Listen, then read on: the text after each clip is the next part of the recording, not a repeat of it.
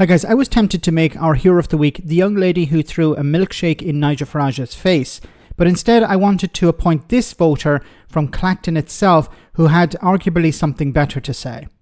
She was interviewed by Novara media in the constituency where the new leader of Reform UK is running. And like other places where he has run in the past, he isn't from the area but is cherry-picking constituencies which will give him a better chance of winning.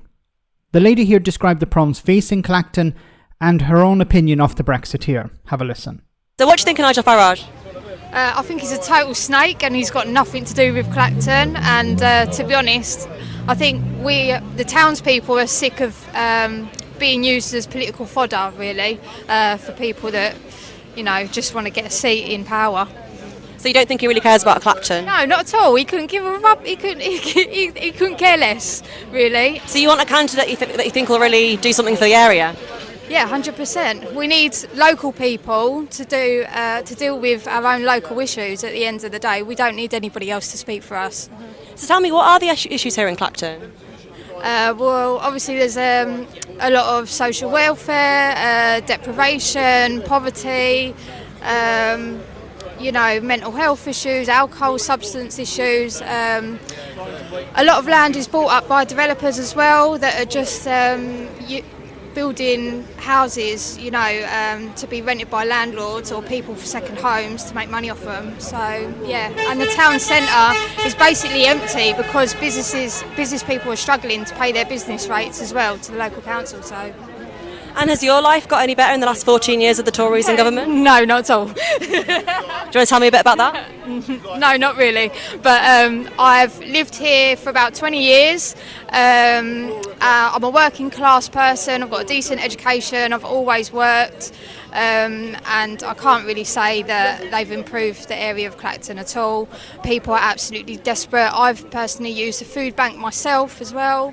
I just would like everybody to use their own voice, their own mind and their own vote, and just think about the community of where they live. And I think it starts first of all with helping your neighbour right here, right now. And that doesn't depend on race, colour or class or gender or anything at all. So. Wonderful, a breath of fresh air, wonderful lady. And I just want to start off with the end where she says, we should be looking out for each other. We should be helping other people in the community, irrespective of their race, gender, class, or whatever. And that's so important. And that's the opposite of Nigel Farage's message, of course. His message is about division. Now, to the point of Farage running in this constituency, unfortunately, I think he will win it. A lot of commentators are saying that he probably won't. But there are still a number of weeks left in this campaign, and his party, Reform, are going to pour huge amounts of resources into it, or his company, I should say. He's a majority shareholder. They're going to pour huge amount of resources into it. They're going to have people knocking on doors. And of course, Farage is now going to be, because he's a leader of a party, he's going to be in the debates, and this is going to boost his profile as well. So I think he's going to win this seat. Now, I hope I'm wrong, but I think he will.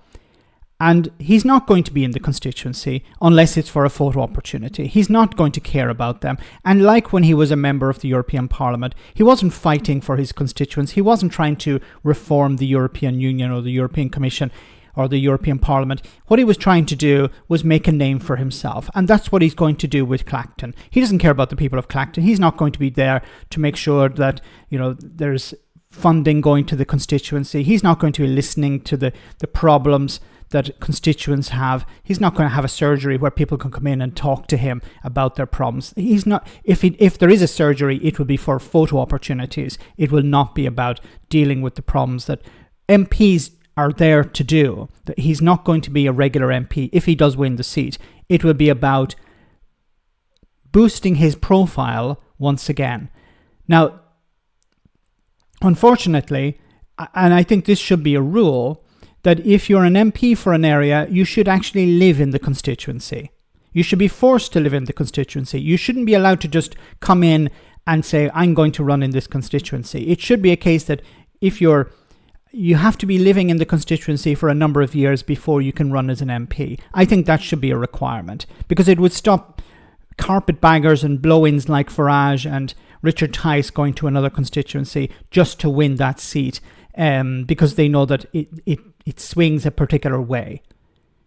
So it's great that there are people calling this out, calling Farage out for what he is in this constituency. But unfortunately, once again, while we have heroes like this lady, I don't think it's enough. Let me know in the comment section, guys, what you think. As always, your comments are greatly appreciated. Thanks a lot.